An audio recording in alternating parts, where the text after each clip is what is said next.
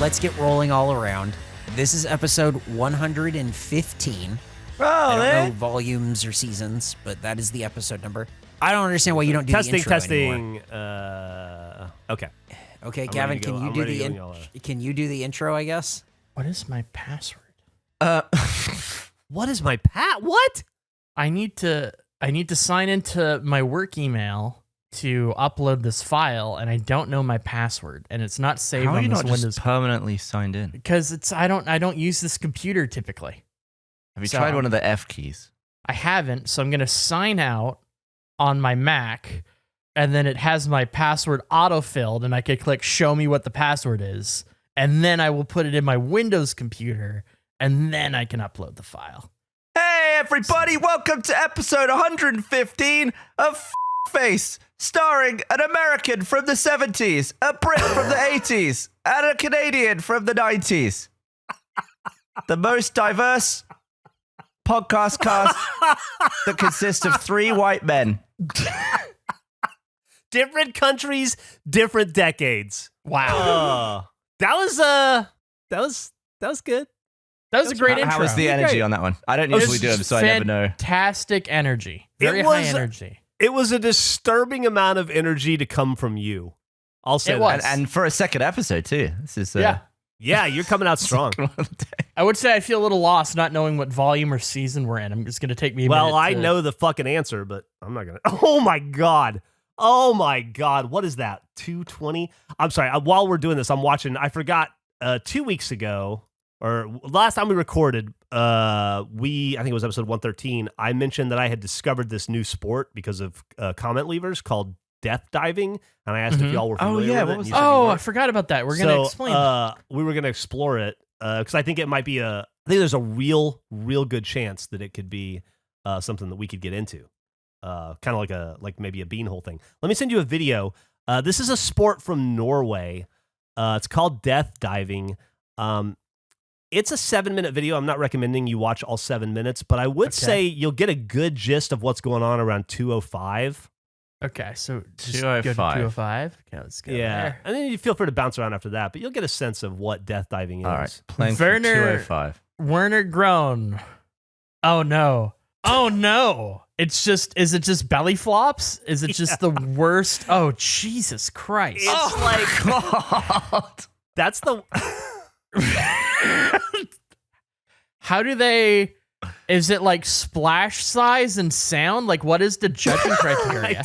I don't exactly know. I think he bottled it there because he tucked his head at the last minute. Yeah. He also brought his knees up. That wasn't a great belly flop. I think that's actually a part of it because some of the... I don't know. I did a bunch of reading on it that I don't remember now. But I think that you're allowed to tuck at the last minute to keep from killing yourself. Okay. Yeah, because I remember when we went swimming for your birthday, Geoff, Go Now Joey did a belly flop on purpose, and he just swam to the side and just sat quietly for about 20 minutes. Dude, I was in so much pain. Did you call Go Now Joey? Yeah, I love that name. I'm gonna convince. I gotta get his other friends to call him that, make it his actual nickname. I had a similar thing where I did a dive. It wasn't a belly flop, but I just landed wrong on my nuts. And I had to swim over to the corner by the waterfall for about 5 minutes and just catch my nut breath because it was fucking I'm brutal. so worried about your testicles at the moment. I mean, vasectomy aside, when we were digging the beanhole, you were having problems because your nuts were flying all over the place, and every time you hit the ground with a hammer, dude. When you become a big boy, your nuts drop, and then when you become an old boy, your nuts just keep on dropping. Anyway, I think that we should start training, and I think I could see Gav competing in death diving. We just need to go to Norway. It's only a competition in Norway, but they have like the world championships and stuff, and they take it very seriously. And I feel like we could be good at this. And has someone died while death diving? I don't know. Check out the guy at like 458. 5. Look at that dive. Okay, let's have a look. Oh, a little smaller, younger guy. Oh, he's really pushing. He's got spin. a massive run up. He's cycling himself right up. Look at this. It has to be a splash thing, right?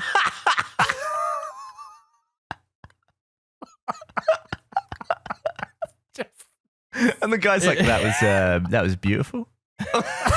It's just so ludicrous. I've never seen a graceless dive before, but that's what this sport is. He was just like a board. That's why he was like a board Those are twisting in the wind. tens. He got 10s. That was perfect, according to some people. That's fucking crazy. It's why I think we can excel. I think like if there is a group of people that are more graceless than us, I'd like to meet them. This seems like a lot of potential. It's like they removed all the skill and you just have to have pain tolerance. Yeah, if I could change the focus of the company Rooster Teeth completely and point it in a direction, it would be in face getting into professional beanholing and death diving. I would put the resources of the 400-person company behind just those two things. It would be all face all the time, and we would probably be training in Norway right now. That would be quite the pivot for the company. It would would be. Confuse people. Quite the pivot for a niche sport, but got to take big risks. Do you remember that amazing dive you had, Geoff? Like off the boat into the little ring, like you went right down the middle. They'd boo that. They'd get a 1. They'd get a 0.5 here. They'd fucking hate it. Yeah. I think I would come up with like an innovative nut slapper where maybe you could see my fucking nuts reverberate as they hit the water or something. Or maybe I go backwards, and so the last thing you see as my body goes under is my nuts floating above me for a second. That would be a cool dive. If all of these sound like tricks in a Tony Hawk game, I'm even more into it. Like, we just need to keep that going. We need the combos. I'm all about this. Combos. Death diving. Anyway, thanks to the community, the comment leavers who posted that on the subreddit. That's where I saw it. And so was that just because, did they post it just because it was very us in vibe? Yeah, I think so. I think they were like, I don't remember exactly, but I think they were like, these guys are a water podcast or they're into water sports. They should check out this sport if they like to dive so much. And then I was like, it was like a whole night of my life was just sitting in my library next to the shelves, just watching death diving compilations. I've really enjoyed building up this newer community of regulation listeners because I feel like so many of them just get it. They just get us. Like even just the act of sending us that is like, absolutely. Yeah, no, it's perfect. Like they understand us. They're like, we got you, buddy. Here you go. No, it's the best. They are the regulation listeners and the comment leavers.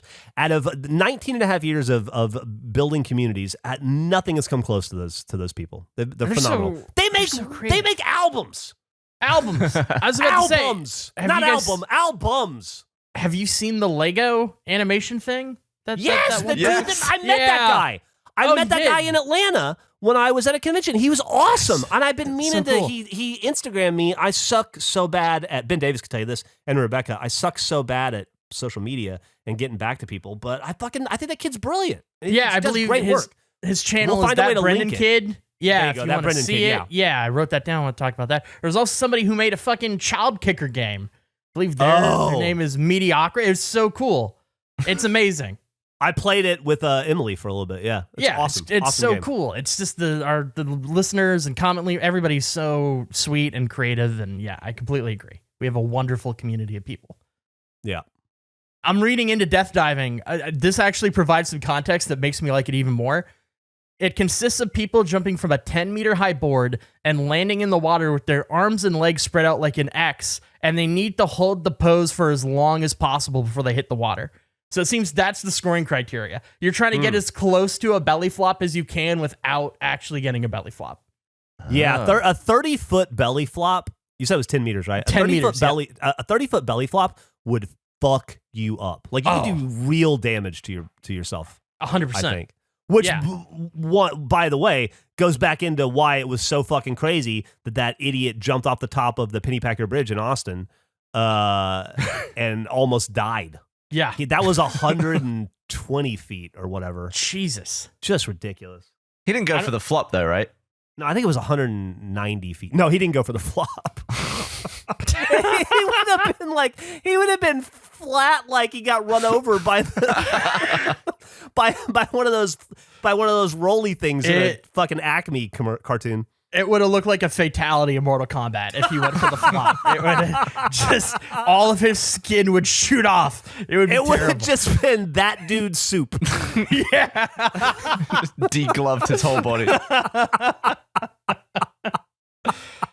This is great. I like this sport a lot. I'm gonna do some more research into death diving. Thank you. I think it's very cool. Very, very cool. For sharing this. It's amazing. Seen it since the last recording, we've seen a lot of people attempting to draw me on the tea towel just from hearing it, and some very good attempts. It's been so much fun.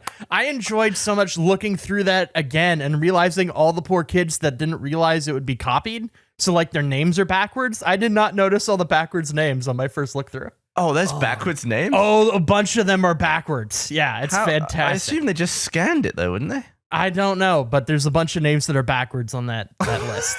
I don't even know how that happens. Even Katie, superfan Jack's wife, sent me her interpretation. Oh, did she really? It was very good. That's fantastic. we got to do something with that. Like we were talking about, maybe how we had the Ian pocket tee. Like maybe doing something like that, or just with the picture of Gavin on a pocket tee, or I don't know. It's we need to make tea towels at some point, but I want to get the community involved in that. Yeah.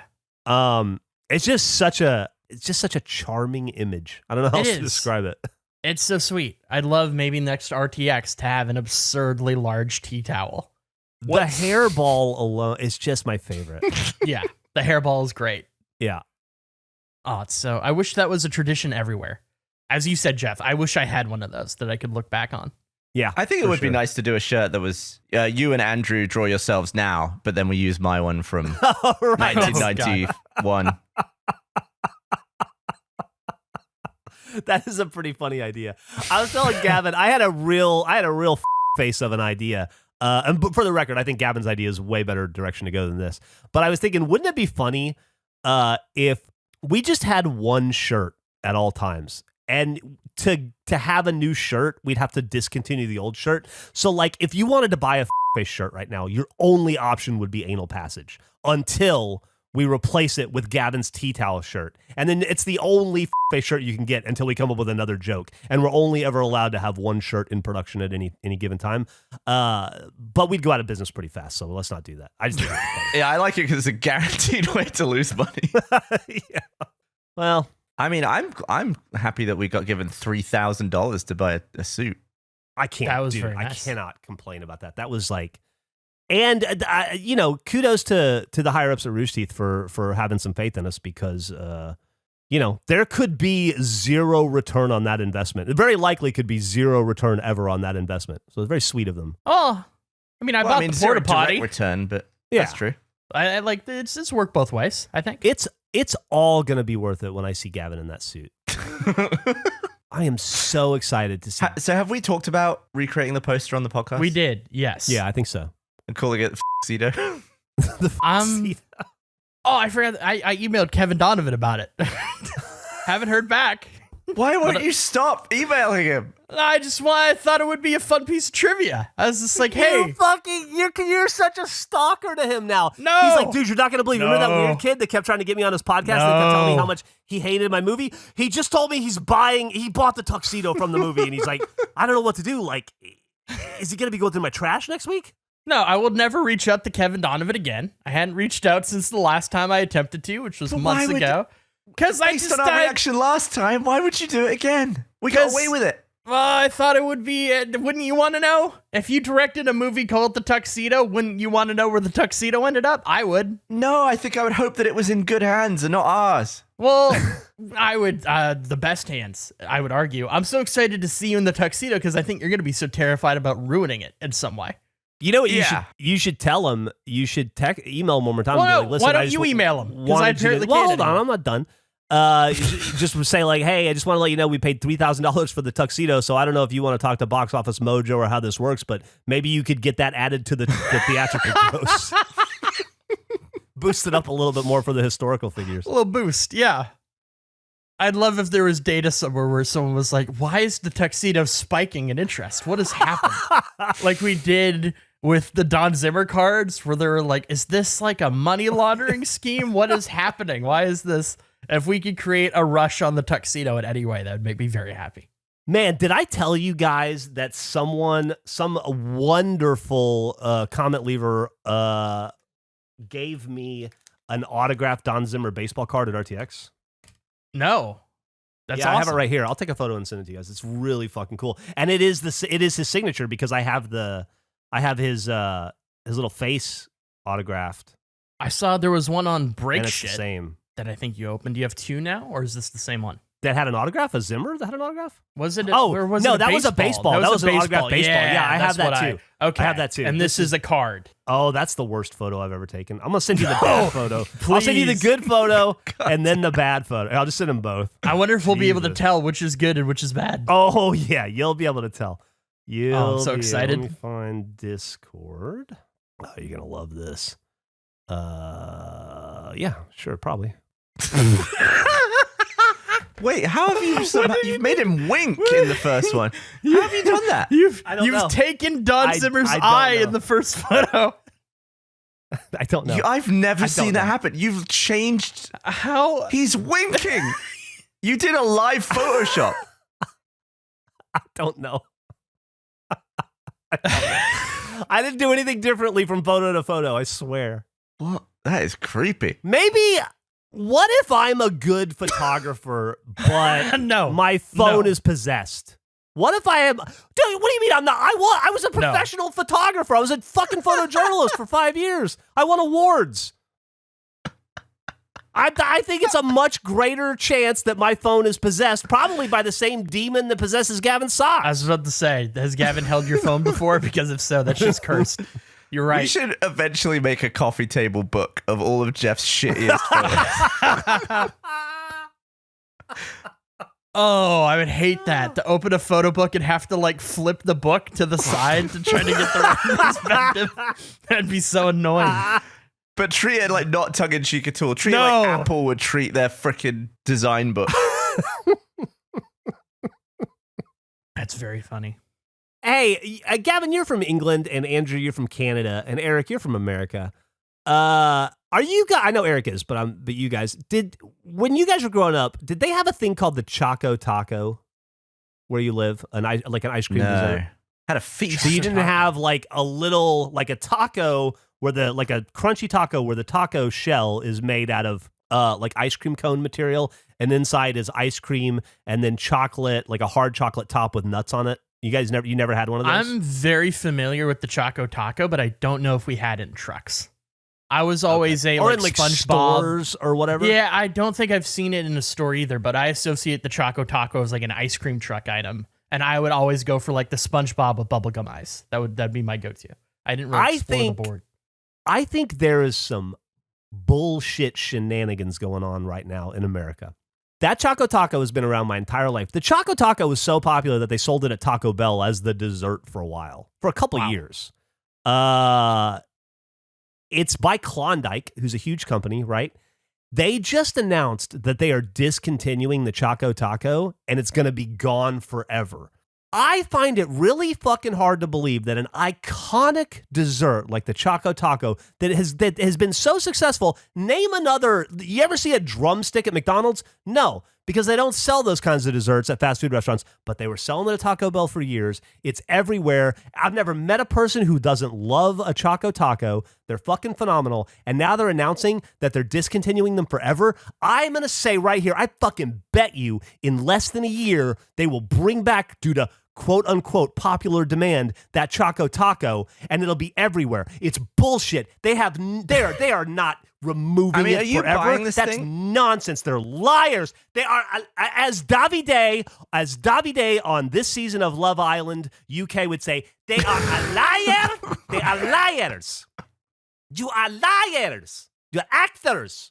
That's bullshit, dude. It is bullshit. It's a total marketing ploy. They're taking Chocotacos away from us to make us miss them so that we can pay more for them when they come back. It's just like the goddamn Mexican pizza. And I'm not standing for it. It's just that the machine that makes them broke and there's only one in the country and they're just getting it repaired? Yeah, what is their... No. What is the reasoning for getting rid of the Chocotaco? I don't think they said. looks They just said really they're discontinuing it. Why remove the Chocotaco? It does look delicious because I know with the Twinkie, They are delicious. I think Hostess went out of business, right? And then some other company bought Hostess, and then that's why it came back. Here we go. Unfortunately, the Chocotaco has been discontinued in both the 1-count and 4-count packs. Over the past 2 years, we have experienced an unprecedented spike in demand across our portfolio, and we have had to make some very tough decisions to ensure availability of our portfolio nationwide. Here's why that's bullshit. Do you know I'm a big fan of Klondike bars? I love Klondike bars, right? You know how many different fucking varieties of Klondike bars are? There are 1,000 different fucking Klondike bars. I'm pulling them up right now. Hold on a second. No, thank you. Don't want that. There is the Crunch Bar with Nestle Crunch. There's the plain Klondike bar. There's the Reese's Klondike bar. There's the no sugar added vanilla Klondike bar. There's the cookies Klondike bar. There's 37 different ways to eat a Klondike bar. Cut one of those. Cut the crunchy Klondike bar and let me keep the Chocotaco. It's fucking criminal. It's criminal. It'd be hard to make one. That's No. I don't think I could. They make a mint chocolate Klondike bar. I love mint chocolate, but maybe cut that one out and let me keep my Chocotaco. It's integral to the full flavor lineup. Look at this. You go to their website.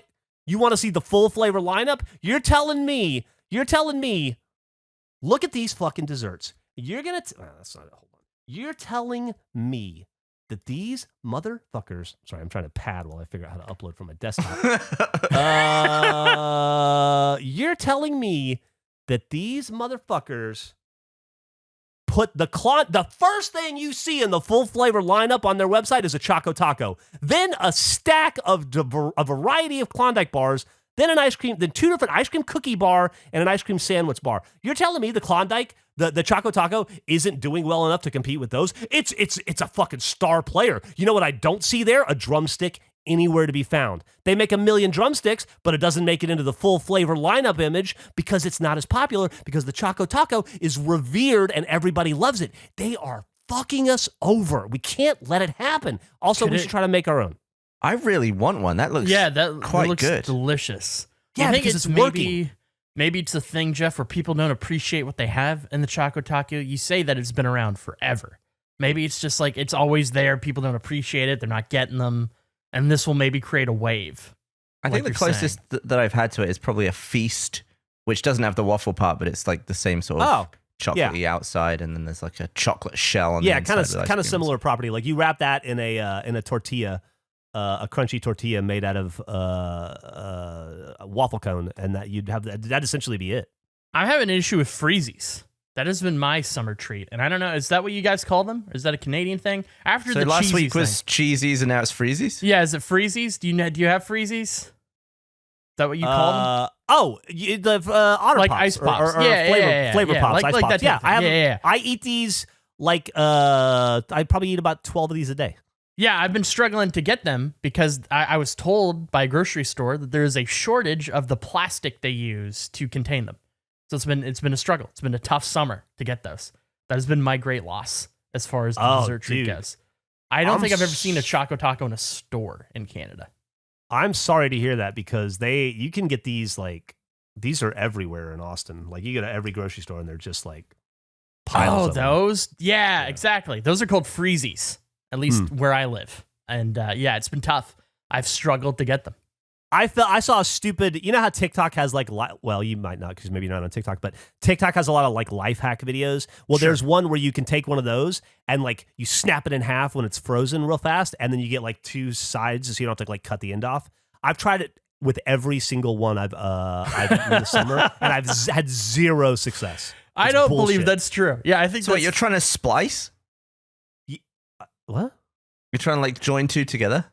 No. You can like when it's frozen. Supposedly, you can just like the way it works, Gav. I know you don't have a lot of you don't need a lot of sweets, but the way it works is that's frozen, and then you just take scissors and you cut the end off, and then you squeeze it out. But the life hack on TikTok is you just take it both ends and you snap it in the middle. And I see. Snaps in half, and you have like 2 ends. I don't buy but it does not work. Isn't it like how wrestlers, like they would kind of fuck the shirt up a little bit before ripping it to make it possible? I feel like that's what was done with your Freezy video.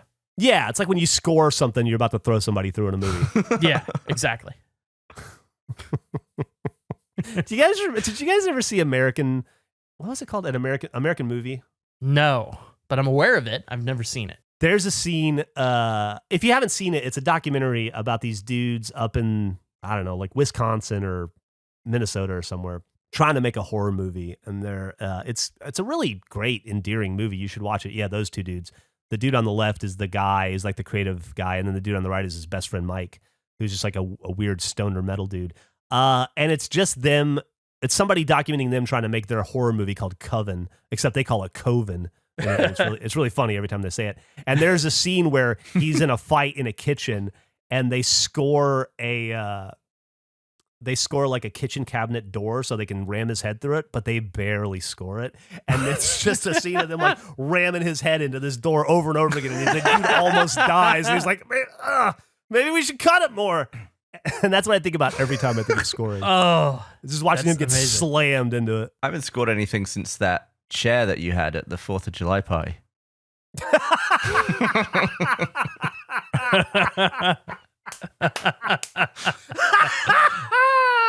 Dude, that's callback joke of the year right that's there. That's a great callback. And you were afraid you wouldn't have anything for this episode, Gavin. I whipped that one up. That's a great.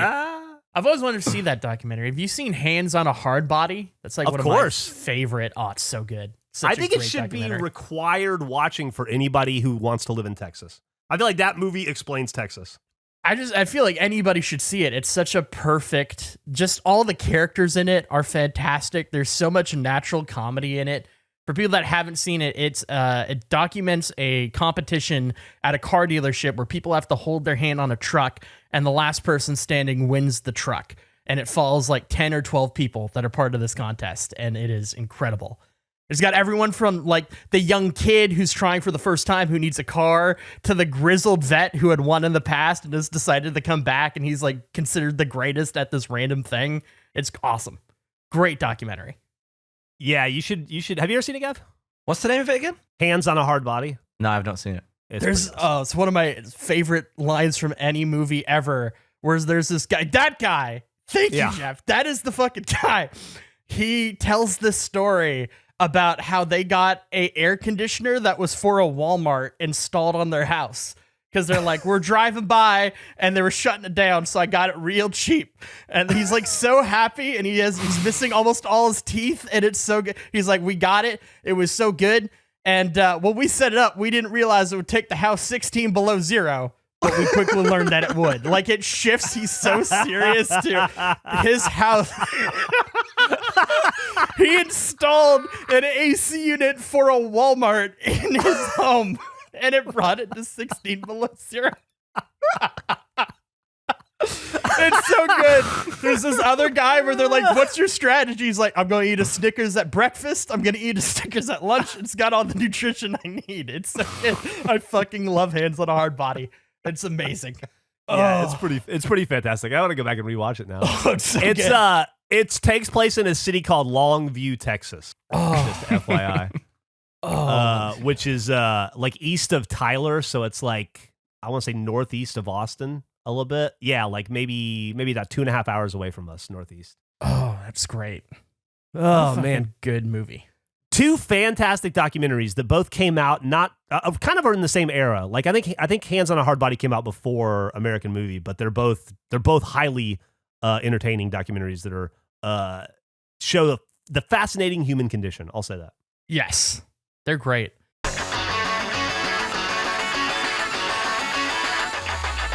Today's episode is sponsored by Honey, the easy way to save when shopping on your iPhone or computer. I love to online shop. It's the main way I buy things. I always opt for online instead of in person. Whether it's tech or food, clothing, whatever it is, I always try to get it online first if I can. The thing is, though, when I'm checking out, I never have a promo code or coupon ready. It's impossible to know what's what. But thanks to Honey, manually searching for coupon codes is a thing of the past. Honey is the free shopping tool that scours the internet for promo codes and applies the best one it finds to your cart. Now imagine shopping on one of your favorite sites. When you check out, the Honey button appears and all you have to do is click Apply Coupons. Wait a few seconds as Honey searches for coupons it can find for that site. If Honey finds a working coupon, you'll watch the prices drop. Honey is a fantastic service. I have saved so much money on things from tech, clothing, I saved on pizza. It's just a great service. It's so easy to use. You save money, you just click a button. It's fantastic. I'd recommend it to anyone. And Honey doesn't just work on desktop, it works on your iPhone too. Just activate it on Safari on your phone and save on the go. If you don't already have Honey, you could be straight up missing out. And by getting it, you'll be doing yourself a solid and supporting this show. I never recommend something I don't use, so get Honey for free at joinhoney.com/face. That's joinhoney.com/face. It's the sound of another sale on Shopify, the all-in-one commerce platform to start, run, and grow your business. Shopify gives entrepreneurs the resources once reserved for big business, so upstart, startups, and established businesses alike can sell everywhere, synchronize online and in-person sales, and effortlessly stay informed. Scaling your business is a journey of endless possibility. Believe me, this podcast started out selling t-shirts, and today we're selling grown tubes. And we're not stopping there, because success is a million milestones on a forever evolving path. Shopify powers millions of businesses from first sale to full scale. Reach customers online and across social networks with an ever-growing suite of channel integrations and apps, including Facebook, Instagram, TikTok, Pinterest, and more. Synchronize your online and in-person sales. Gain insights as you grow with detailed reporting of conversion rates, profit margins, and beyond. More than a store, Shopify grows with you. This is possibility powered by Shopify.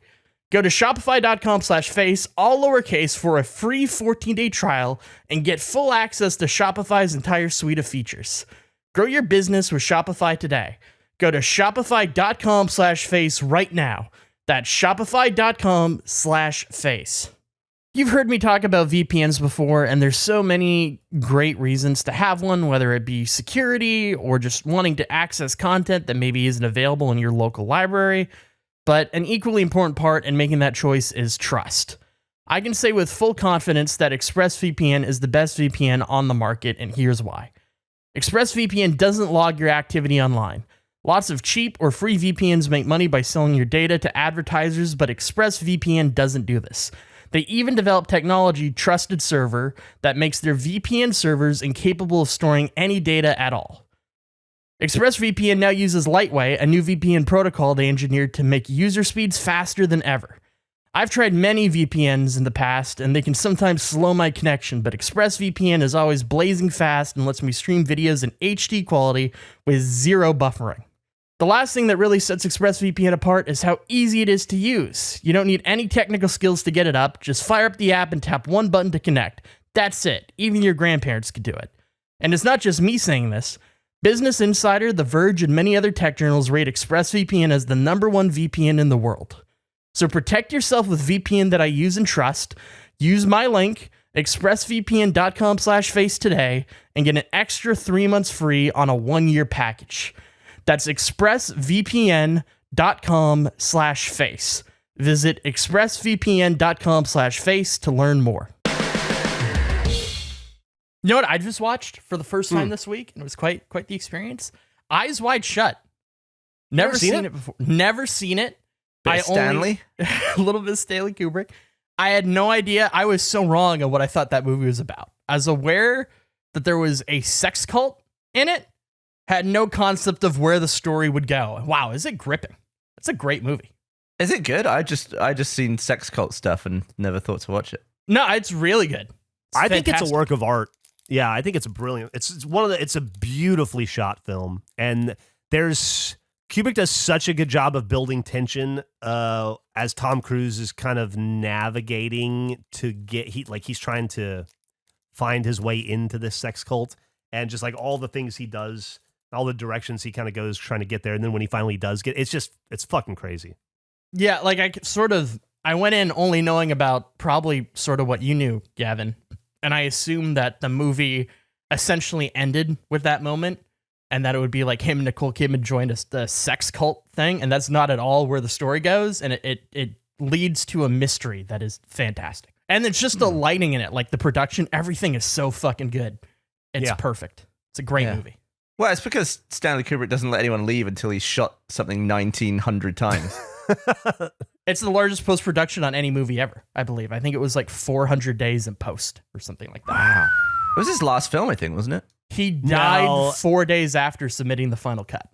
AI, technically, is his last film, but he died while they were filming that, so he only filmed the first. I think he directed the first, he directed up until the kid gets thrown into the woods, and then Steven Spielberg takes over. Oh, wow. It's also such a fascinating movie for Tom Cruise to be in. Like the concept of him of all people, seeing him walk into a cult scenario and how he handles that. And with like the current context of Tom Cruise, it's just thinking that he has probably seen wilder shit than what is in this movie is very fascinating. Yeah, it's just like the lobby of Scientology.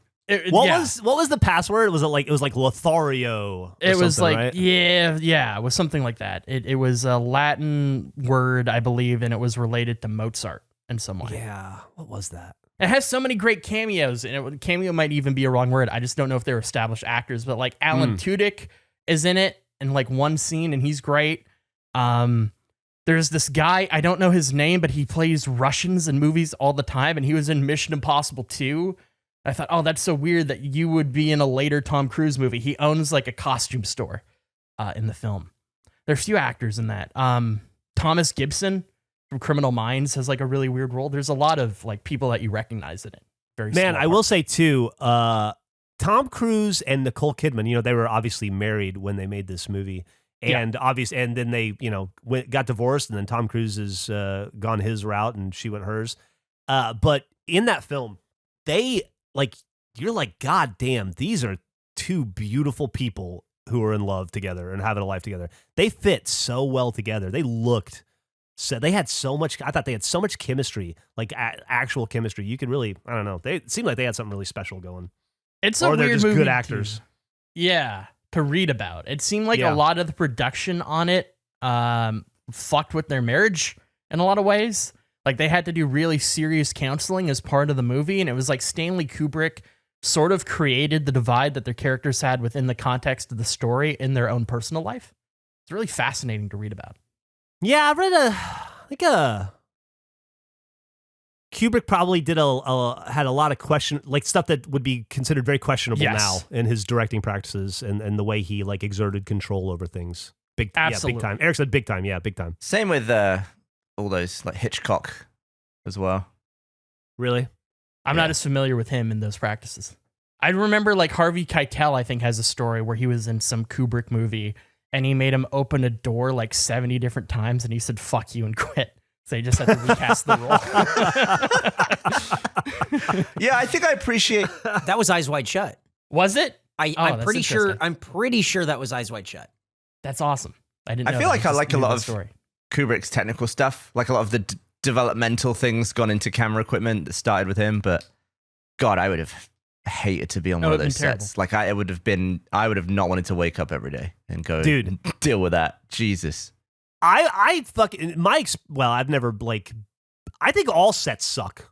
I imagine Stanley Kubrick's probably were way worse, but I don't think movie sets aren't fun. No, I mean it's like it's crunch is what it is. Yeah. It's like people don't. It's such a stressful environment to be in. Whether it's a fucking small potatoes or big production, that's a stressful way to make a living. High stress, but it's always fulfilling at the end. I feel like the longest I worked on a film was probably 2 weeks, and at the end of it, I was just exhausted and a zombie. But I do look back on it fondly. It's like, oh, there's some stuff I did in a movie. Yeah, it's exactly what Eric said. They're great for stories, but they suck to be in. Totally. What movie was that? Was that the Sherlock Holmes?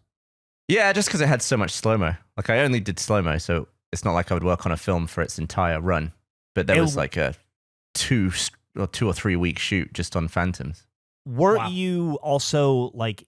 If I'm just going off memory, weren't you also shooting in the snow somewhere out in the middle of nowhere, train stuff or something? Or was that a different movie? That might have been Snow White and the Huntsman, but that was fake snow.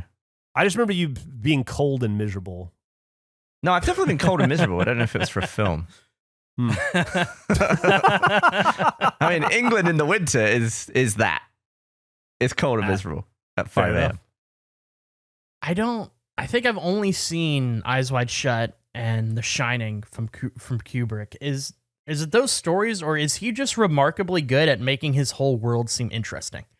Like, every aspect of the world that his stories take place in are things I want to explore and know more information about. And he does such a good job of containing what that information is. Yeah, there are very few true auteurs in the world, and I think he would probably be one of the most successful and most prolific. He exerted such, David Lynch like this too, exerted such control over every.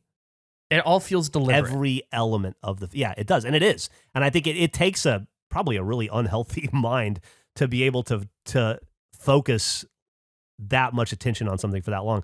Like, I remember reading when Lost Highway came out, which is one of my favorite David Lynch films, and I think a fantastic film if you can get past the bad music, like Rammstein and shit. But I remember reading before the movie came out that like David Lynch designed all the furniture in the film because he couldn't find, when he was trying to design Bill Pullman's house, he couldn't figure out, he just couldn't get it to look right. So he's like, fuck it, I'll just build all the furniture myself. And he's a really talented furniture maker, so he did. And I remember thinking, like, that's fucking cool. But now when I think back, and I'm like, Jesus Christ, man, just go to IKEA. Like, fucking seconds, you know? Fucking hell. My favorite Kubrick thing is Barry Lyndon, which is a movie that I don't think a lot of people like talk about with Kubrick. But he shot it with it's a period piece, and he shot it with no artificial light and had to use like special lenses that they had to like develop, or they were used by NASA on the moon because everything was lit with natural light or candle. Yeah, I think it's because film at the time wasn't incredibly sensitive. There was like, you got your f-stops on lens, but he had like f0 point something. It was like to the point where a sliver, like a piece of fabric thickness of focus that you've got to nail. And that was on film when you couldn't even really tell if you were getting it. Like the film bouncing further away and towards the little, lens gate would have affected the focus at that point. Horrendous. It's crazy.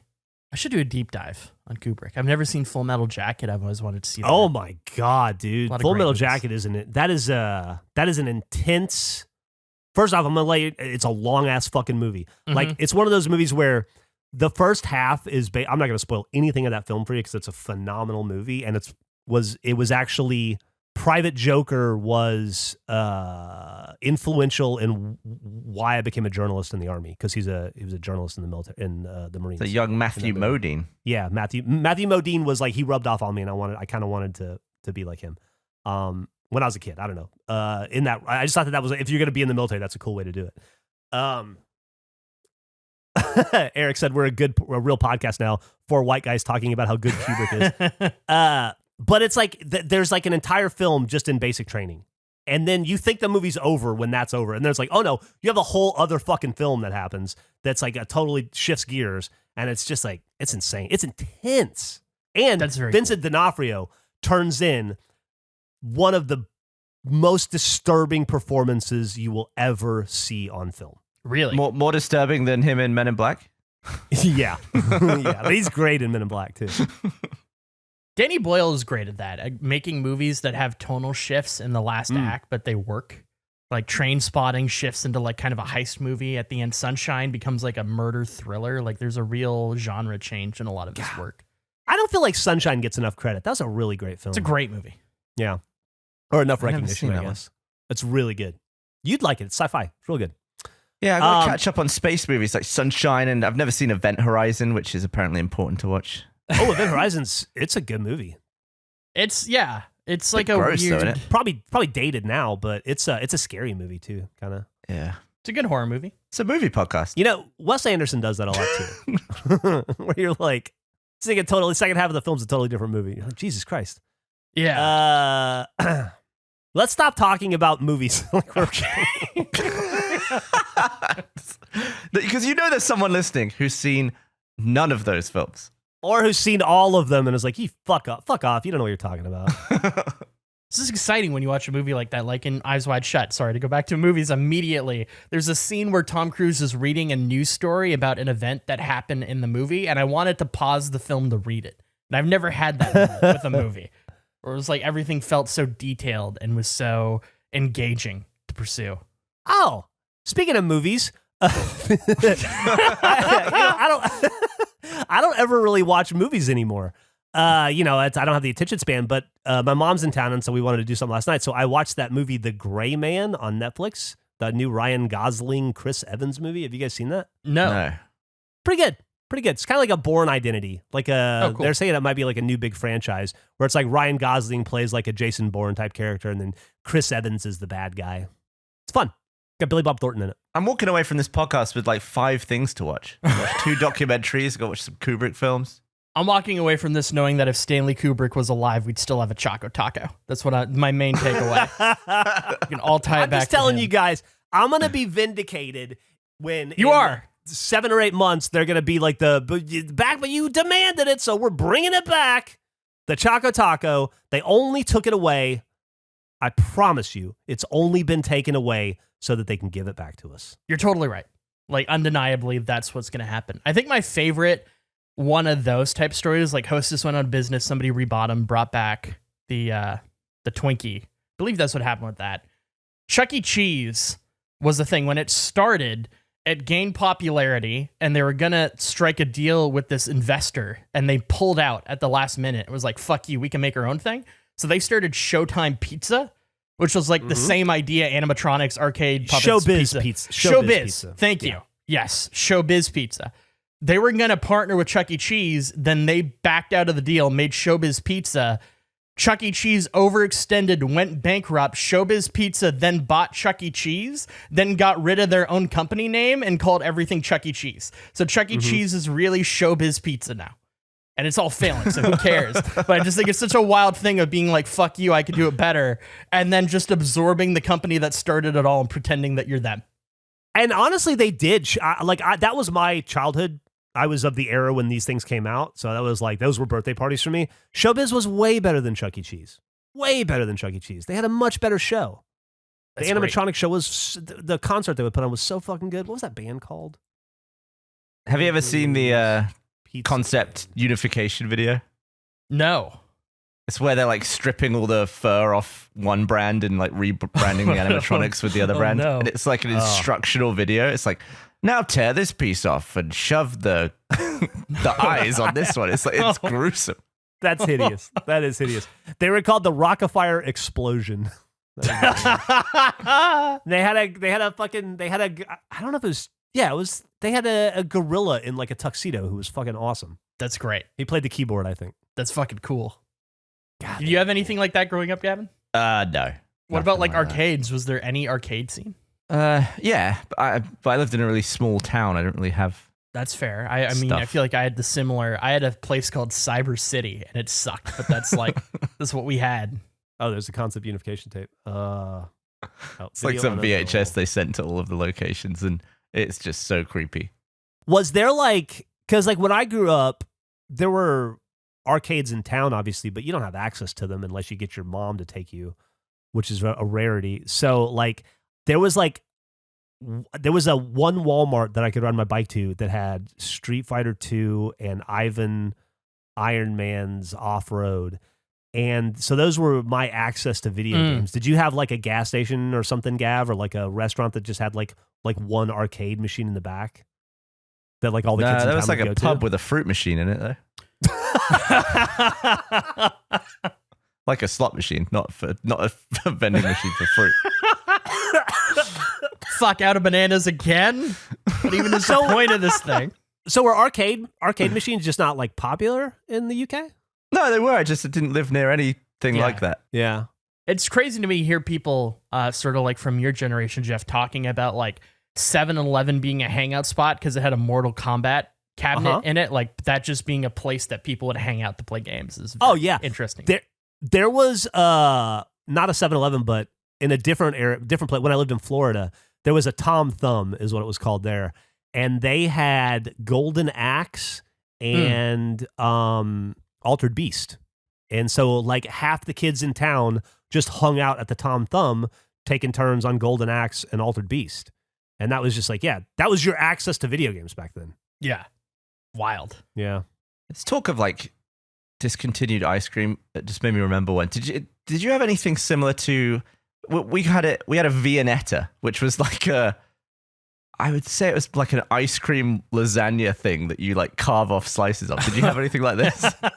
Dude, I had never seen or heard of the Viennetta before, but my girlfriend grew up with those. So we did have them in America. Oh, wow. She said that was like her mom would buy one of those when company would come over. Like that was like the fancy dessert you get like when you're having a dinner for like the people in the neighborhood or for your church group or whatever on a Sunday night, and they would pull out the Viennetta and it would be like a big fucking deal. Yeah, I remember it fondly of like if it's like a Sunday dinner, but also some grandparents have also come over. That's when a Viennetta gets bought and you crack it open at the end. Oh, that's great. I don't remember ever Viennetta. For me, it was like the McCain Deep and Delicious cake. That was like, oh, you're at a school event. Like that is the official cake of any like adult run event where kids are at. Always have McCain's Deep and Delicious. I don't know if you guys have that. No, I've never heard of it. Let me see if I can find a photo. I feel like it's been done to death. It's like been memed to death. But while Andrew's looking for that, this was my version of the Viennetta when I was a kid. We had. Yeah. Oh, is that it? Is that it? That's it. What Eric just posted. What is that called? It's like a McCain Deep and Delicious cake. But it's not ice cream. It's just a cake. It's just a cake. Yeah, there wasn't like an ice cream thing. We had growing up Fudgy the Whale. Mm-hmm. Fudgy the Whale's great. Fudgy the Whale was the shit, dude. That was like if you were lucky if your mom would get you Fudgy the Whale for your birthday. Oh God. That was an ice cream cake, right? Yeah, it's ice cream cake. We have so many possible food gauntlet challenges to do. Like we've already got crisps ready to go. We can easily do ice cream. Oh, fuck Cookie Puss! I remember Cookie Puss. Oh. You had a Cookie Puss, Jeff? No, I never had a Cookie Puss, but I'd see man. the commercials on TV. Oh, what is that? Cookie like Puss. Got cookies for eyes and a cone for a nose. The only reason I know what this is there was some Howard Stern fight that he got in with Fred where he was making fun of him buying a Cookie Puss and a Cookie Opus for like 15 minutes. And Fred is seething, and it's just Howard with a voice changer saying Cookie Opus over and over again. I'm fucking crying thinking about it. Is the best. It's great. But like, does this look like a like I feel like it's supposed to look like a cat, or like why would his name be Cookie Put? I don't know. It doesn't make sense to me. No, whiskers. Yeah. I don't know. I love his little hands. Oh. It looks like a tea towel drawing a child would make. Yeah, I think Gavin, you see his smile, and then to the right there are the two verticals. Like those are like little hands sticking out. Those are like little red gloves. How would you eat ice cream cake? With a fork. No, but like what would you put it on? This was a realization I had. I put it in my mouth. Great. Very helpful. Good bit. Yeah, where would you put it? Well, I would always, because it's cake, in my mind, I associate cake as a plate food. So I'd always put ice cream cake on a plate, but then it melts and becomes a mess. I, up until like a few months ago, have switched to bowls. Never even occurred to me to use a bowl. Ice cream is always a bowl food. But it's a cake, so my brain would always put it... At at kids' parties, it ends up on a little plastic It ends up on a cake, but it makes no sense. It's a terrible... Ice cream should never be served on a plate, but I that's how I did it. I don't think kids at birthday parties let the ice cream sit long enough to it's gone in like 0.2 seconds. When you're a kid and you get birthday cake and then if that birthday cake is ice cream birthday cake, it's gone, dude. It is. It's fucking gone. There's no opportunity for that ice cream to melt. Eric's wife won't eat cake and ice cream together. Why? She doesn't like them together. She doesn't like ice cream cake. She doesn't like if there's cake and ice cream, they can't touch. They have to be separate. Is she like that with other foods what else as well, does she or have just that? Not really. I'm sure there's one or two other things probably, but by and large, no. But for some reason, cake and ice cream is a very contentious thing where she is, they can't touch. They shouldn't ever touch. She'll eat the cake and then she'll eat the ice cream or vice versa. They just shouldn't be together is her feeling. I would recommend that you never dig into that because that kind of trauma comes from something really dark in her life, probably. And she'd probably better just not left thinking about it. See, for me, it's a texture thing. I could see that just being unpleasant. Those two textures not mixing. So like a sponge cake. I agree. I think that's what it is. And I'm sorry, Gavin, like plug your ears for a second, but I think it's her. I think it's like a wet bread situation for her. Yeah. I think. That's fair. I think that like those things are such a perfect pairing texturally for me. I absolutely agree. I totally agree. I'm speculating on what I think it might be. There are just certain things though that you don't like. For me, like apples and peanut butter, I hate that, but I love them individually. Do you know if she ever witnessed a murder during a birthday party or anything? Yeah, she was eating cookie puss, and then as she took a bite, a man died, and that I think that might be it. It might have been a cookie opus, but I can't be sure.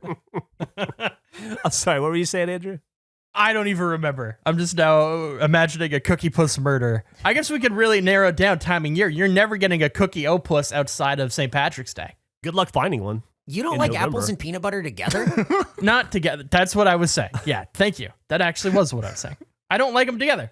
I enjoy them both separately. If I get them on a plate, I'll eat them both individually. I will not. So mix you'll just I don't eat think peanut peanut butter as like a paste. I'll just eat peanut butter by itself. Yeah, and I'll eat the apples by themselves. Huh.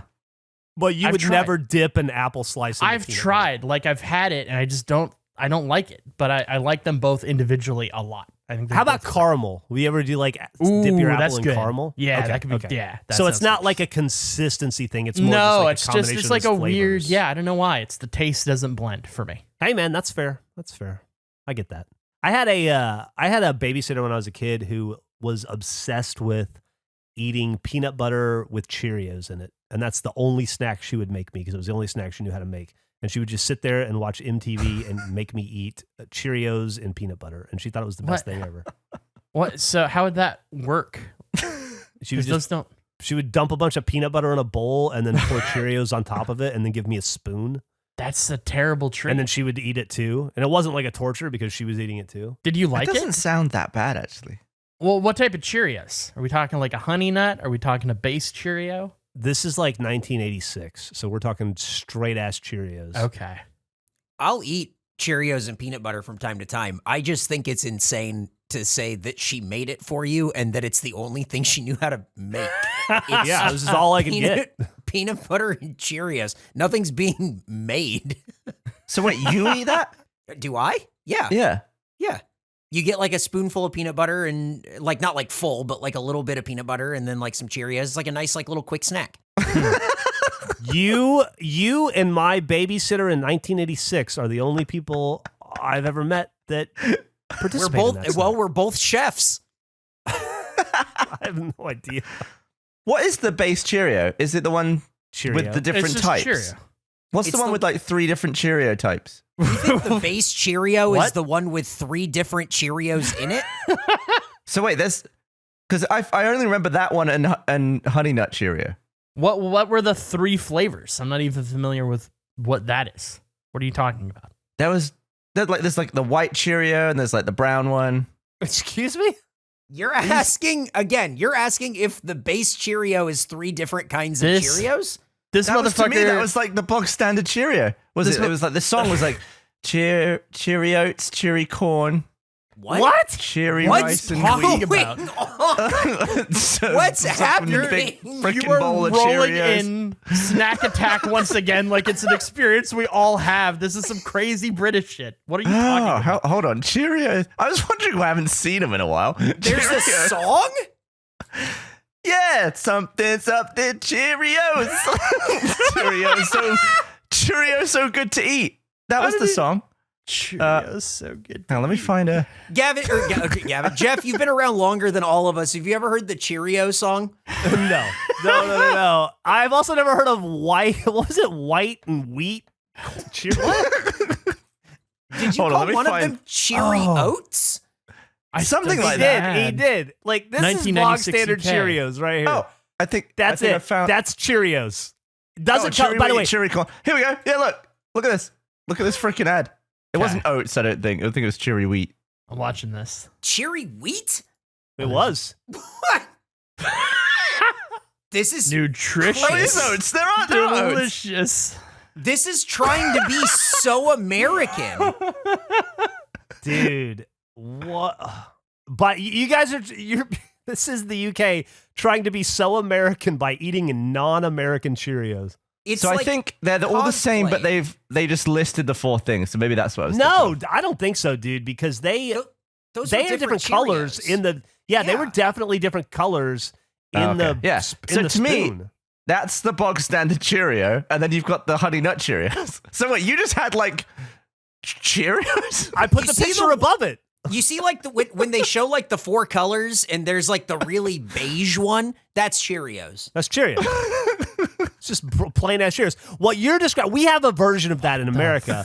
It's called Chex. So there's like rice Chex and corn Chex and wheat Chex, and there's no like bog standard Chex because they're all different flavors. But yeah, Cheerios is just that yellow ass box that's above it right there. Those strawberries in the bowl, those don't come with it. Those are add-ons. What is This is There's so many of these. That must be why I remember the song. It's because that was, well, I kind of barely remembered the song, but I just remember there was a song. Because there's so many different years where they played that sort of shit. these are terrible. It is very American. Corn, rice, oats, wheat.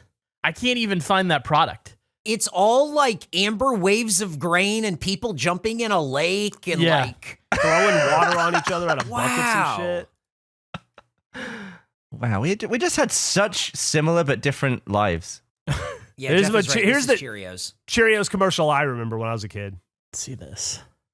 Toasted oat cereal. Oh, this is cool. Yours was animated? Yeah, it's Jack and the Beanstalk. Oh, it No, went it's- into his bicep. I got toast. Boom. Oh. That's the shit right there.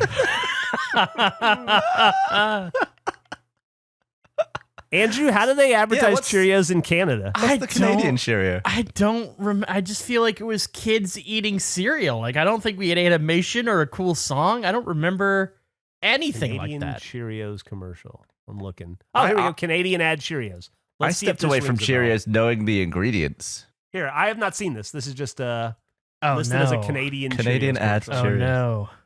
This is so fucking bland. Yeah, like Cheerios. Like Canada. Like Canadians must be the most patient people in the world because my God, that was just like the slowest commercial I've ever seen in my life. It's just That was sad. a 30-second seminar on why Cheerios don't have any flavor. Yeah, that one's definitely marketed at the moms, not the kids. Yeah. I like the final 5 seconds of we got to do something, explode the fucking box. Let's have them all fall in the milk at once. Like, we did anything. We need anything. This stinks. It's like Michael Michael. mixed to where at the end a bunch of Cheerios just fly into that woman's bicep. It's like they had Michael Bay for 2 seconds of footage. Like, that's all they could book. Well, Their I think whole it was Stanley Kubrick for the first half, and then Do you want to know how Dude, many times it took for them to pour that bowl of cereal? 800 gotta- takes.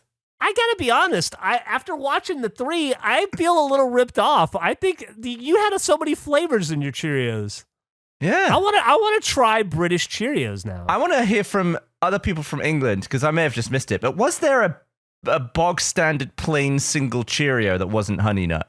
Do let me know in the comments. Become a comment leaver if you feel like this is worth doing so.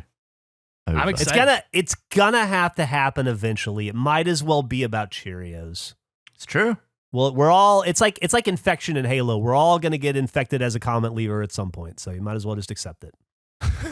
We should start selling like comment leaver care packages, like a little relief package for when you finally make the decision. Like, Do you can I remember we talked about a long time ago having an official face apology basket that we gave Yeah. to people? Yes. that we, the guilt Kevin O'Donovan? basket. Yep. Yeah, the guilt basket. We got to get on that. We really do need to design and build a physical guilt basket that we can give out to people. I think that'd be very funny. I'll start on the basket. And it would have, I got to think it's got British Cheerios in it.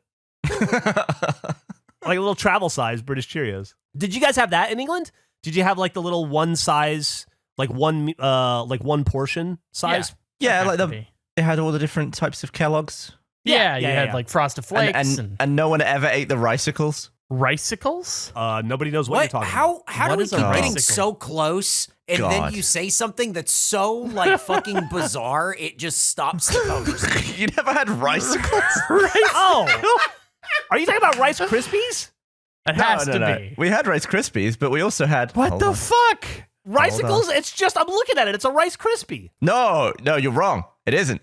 And this How's will it be a part different? of our cereal gauntlet. How is it different? They look identical. They're more like... They're definitely different. They don't taste anything like Rice Krispies. Captain Rick? This is wild. But anyway, in the big multi-pack, it would always be like people will be scarfing down the crunchy nut and the Cocoa Pops, but Ricicles would always be left in the end of the bag. So they're just not good? I just don't think it was anyone's favorite. The Frosties would be sucked down immediately. But I assume that's Frosted Flakes, Frosties. Yeah, it's Frosties for us. Oh, yeah. Did you guys have Tony the Tiger? You did. Yeah. Yeah. Do you guys call him Tony the Tiger, or did he have a different name in England? No, he was he Tony like- the Tiger. It's He's probably not like Tony the hero. Anthony. He's not like Anthony the Hero or anything. What the fuck's a honey loop? I don't know. I think this is a modern version because I don't remember multigrain shapes or honey loops. I remember Ricicles being in there though. Huh. Honey Loop. Is that like a Honey-O? Dude. I don't know. Oh, yeah, it does. It looks just like a Honey-O. Okay. Except We're an Honey-O's old are post. food podcast. We're a breakfast food podcast. All right, we should You probably... got your Weetos and your Shreddies and your crunchy nut. You say shit like it's real, and it's the most insane stuff I've ever heard. It's real. Weetos and Shreddies. Shreddies look like checks. And then you got your Weetabix and your shredded wheat. It's all in there. It's all good. Special K, just right. This is insane. I'm just looking through cereal on Google Images, and I don't know what's real and what's fake, and I don't know what you know. This is just terrible. So The fuck is Shreddy is Pep? just rice checks. God, it's so wild. Crunchy Nut must be honey bunches of oats. Don't even get me started on the Milky Way. Oh, that's right. That's a whole thing. It's a whole thing. And Smarties. And Smarties. Yeah, I have think- those. That's also Canadian. Which one? Smarties do you and have? Milky Way, I believe. Which one do you have? Which one one's? Smartie? The chocolate. You know, Smarties are chocolate to me, and what you guys Americans call Smarties, we call Rockets.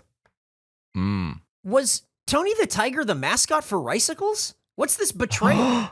No, wait. It says Frosties on the side. Yeah, then why does it say Ricicles on the front?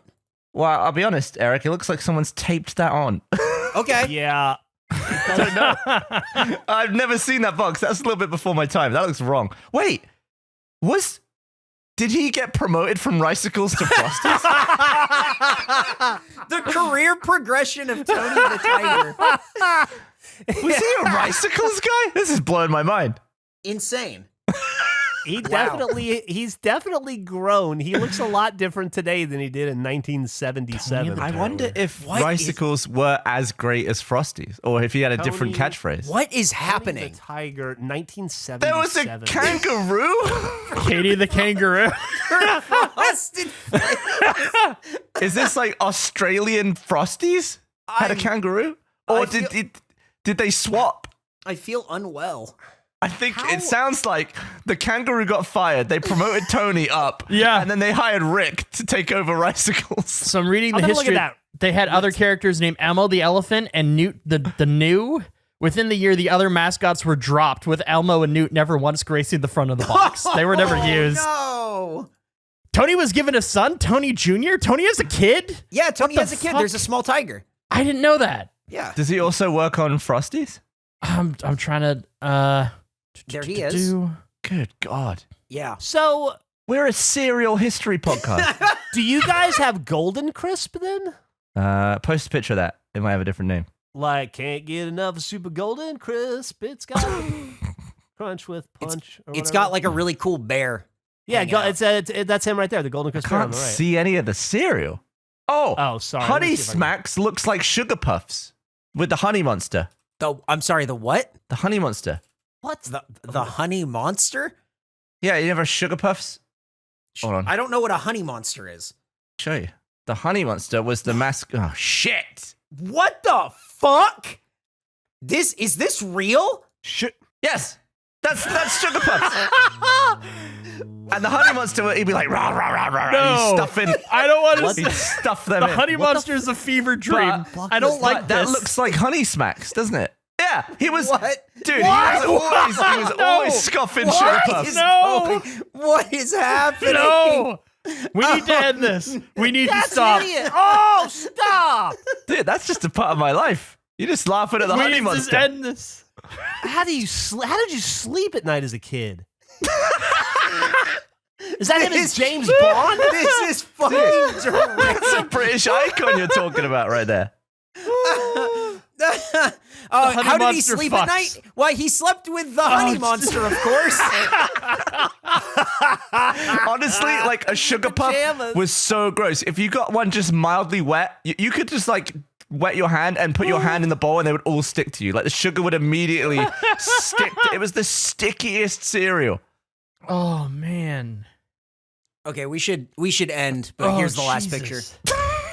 Oh God, that's the cover to this album. Good Lord. All right, well, we gotta this could go on literally for hours because I have a bunch of new, I have like 20 other cereals queued up to check out. So we should probably stop while we're ahead. I will just say though, Super Golden Crisp was fucking awesome, and Sugar Bear was a good mascot. I still think Oh, that'd be a no. good place. They renamed What? Sugar No. Puffs. I guess because they're trying to get sugar out of the name because no one's buying it. Now they're called Honey Monster Puffs. Oh No. my God, that's worse. That's so much worse. Yeah, that's not a good change. I didn't actually know that. Oh my God. Okay, did someone end Well, this thing?